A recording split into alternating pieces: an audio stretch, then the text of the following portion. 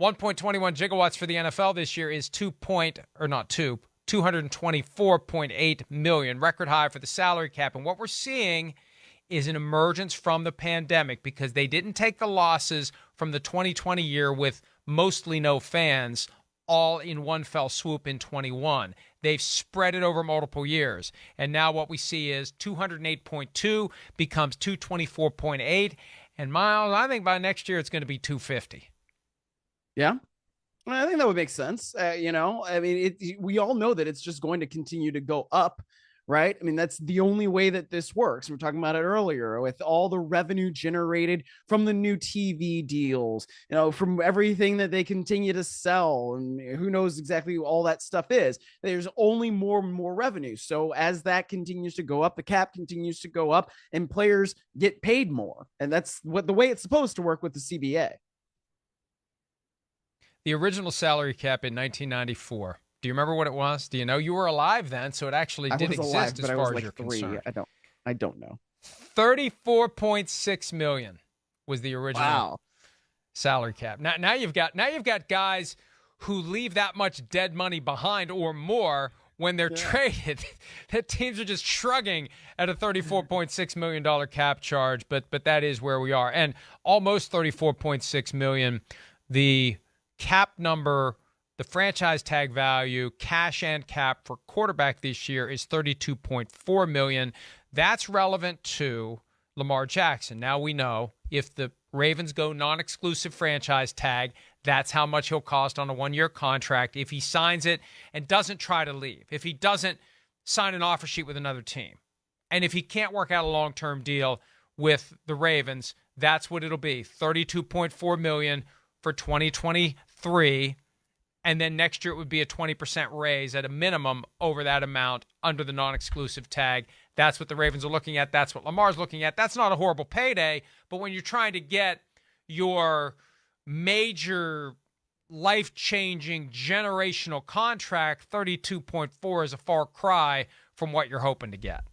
Well, I think it would mean that he would still be significantly underpaid compared to the elite, let's call it, quarterbacks of the league, right? I mean, you've got guys like Matthew Stafford who have an average annual value of $40 million on their contract. And so Lamar Jackson is going to be making $8 million less than that. That's not, I don't know. I mean, it's just one of those things where you're looking at it and you say, man, I just wish that Lamar Jackson had been able to come to a deal with the Ravens before this so that he would not be underpaid. And I understand, betting on yourself and all of that. And obviously, if you get the 120% raise in the next year, it makes a difference. But when you're going into your sixth season and you completed your rookie contract and you are as good as Lamar Jackson is, it's very rare to see a quarterback be underpaid like this. Because that's what he would be. This is not Kirk Cousins, where you're on the margins of, well, is he good? And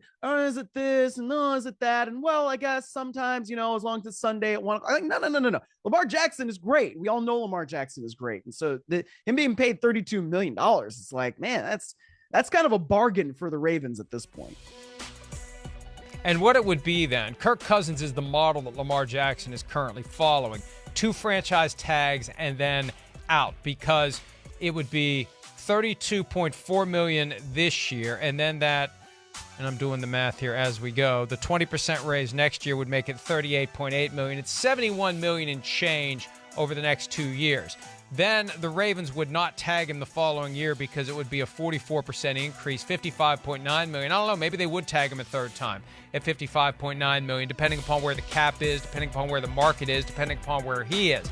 But either way, the thinking is it would be 2 more years max with the Ravens, and then he becomes an unrestricted free agent in lieu of that $55.9 million salary cap figure for what would be 2025. That's what Cousins did, tagged twice by Washington, and then he walked away.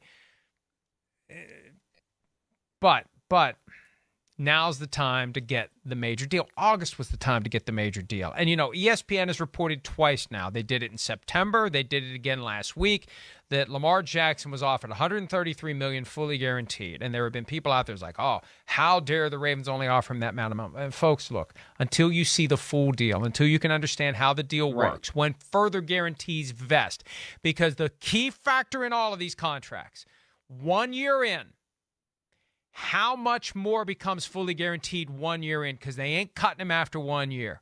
And a lot of these deals have a major payment that becomes fully guaranteed March of the second year, which means as a practical matter, it's not 133, it's a lot higher than that. Until you see all of it, you don't know whether or not the deal was a good one. You don't know whether or not you would recommend that your son or daughter accept a contract like that if they're in a business proposition. I mean, that's what it all comes down to. What would you have your kid do when you see these deals? Would you advise your kid to do it? And that's very relevant because Lamar Jackson's mother is the one who's advising him in this.